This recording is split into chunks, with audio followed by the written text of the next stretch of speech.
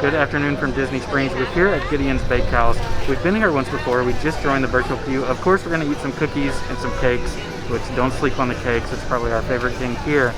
But more than anything, we're diving into the story of everything that you can see. There's a very deep story here at Gideon's Bakehouse. You can tell both from the outside and the inside.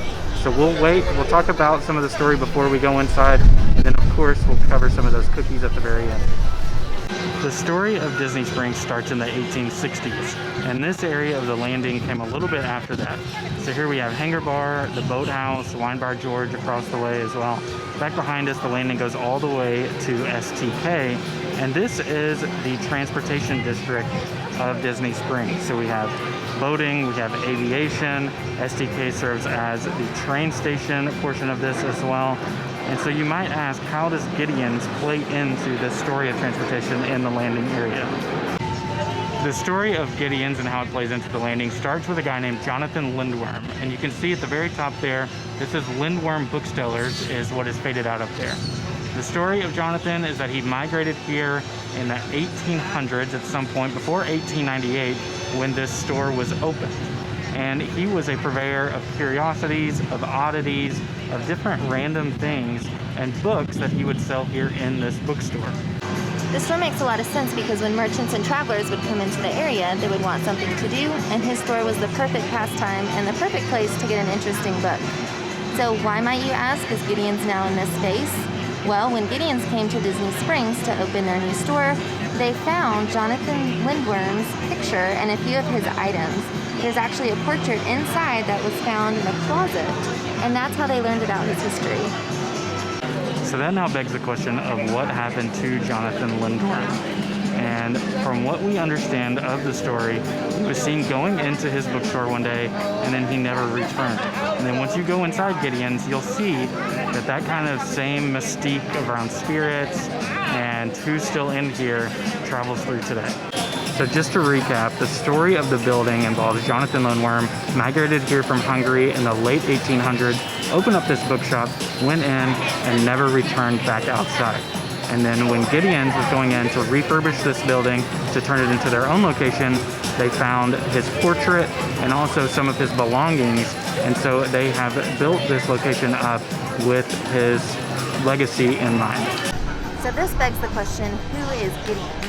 Well, according to Steve Lewis, who is the owner of Gideon's Bakehouse, Gideon was the name that he found in the back of a cookbook.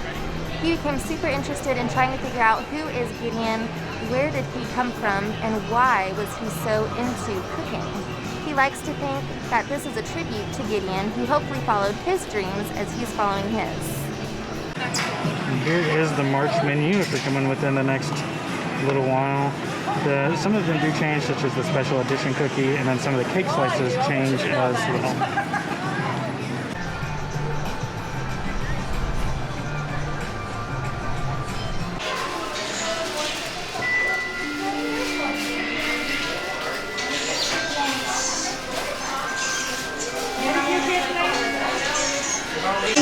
Alright, so one of the first things to notice is all of these characters here are created by Mr. I's art. Definitely check out his Instagram because he has backstories on a lot of these characters. So that tells us that there's more of the story to be told within here. If you're looking for Mr. Lindeworm, go to this cast register here against the wall, and that is his portrait up there right behind that cast member.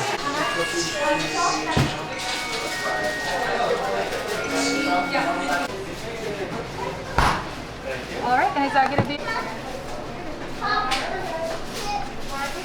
All right, Catherine's gonna walk us through everything that we got.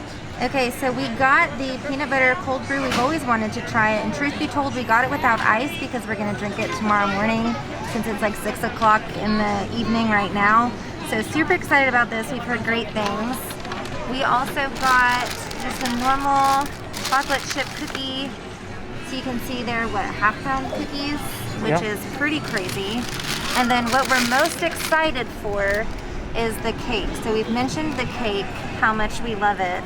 This is a new flavor. We haven't tried it yet, but it is a peanut butter and banana. And they said there's actual banana in there. So it's all wrapped up pretty nice. But it's 2 different kinds of frosting and banana. So you can't go wrong. So the question that we want to leave you with is that if you listened to our episode or watched our video on Hangar Bar, we know that this was a place where Jock Lindsay would invite the other members of the Society of Explorers and Adventurers to come hang out. And they would come from all of their travels and they would bring artifacts, and some of them were there. So the question is, so the timeline is about 40 or 50 years apart from between when Jonathan Lindeworm would have opened up his bookstore and when Jock Lindsay would have opened up the Hangar Bar across the street.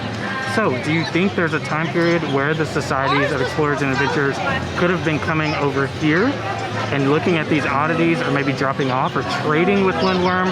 It's just an interesting question that we have is, do you think that Lindeworm was in business long enough to get exposed to C?